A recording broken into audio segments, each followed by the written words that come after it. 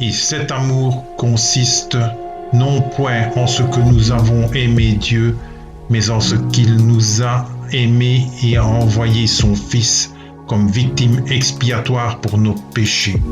1 Jean chapitre 4, verset 10. Mais je sais que mon Rédempteur est vivant et qu'il se lèvera le dernier sur la terre.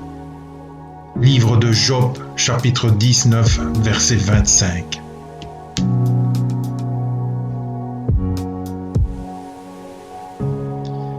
Il est lui-même une victime expiatoire pour nos péchés, non seulement pour les nôtres, mais aussi pour ceux du monde entier.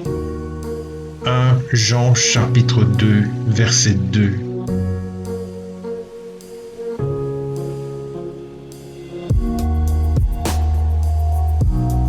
C'est qu'aujourd'hui, dans la ville de David, il vous est né un sauveur, qui est le Christ, le Seigneur. Luc chapitre 2, verset 11.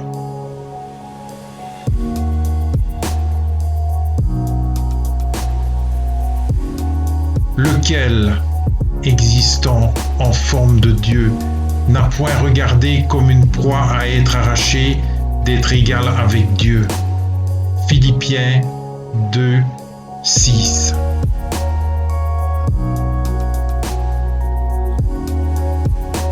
Mais s'est dépouillé lui-même en prenant une forme de serviteur, en devenant semblable aux hommes et ayant paru comme un simple homme. Philippiens chapitre 2, verset 7.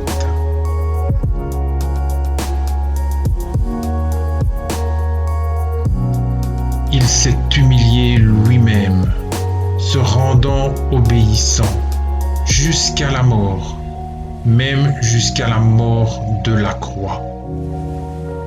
Philippiens chapitre 2, verset 8. J'ai été crucifié avec Christ, et je vis. Ce n'est plus moi qui vis, c'est Christ qui vit en moi. Si je vis maintenant dans la chair, je vis dans la foi au Fils de Dieu, qui m'a aimé et qui s'est livré lui-même pour moi. Galates chapitre 2, verset 20. Car tous ont péché et sont privés de la gloire de Dieu. Romains chapitre 3, verset 23.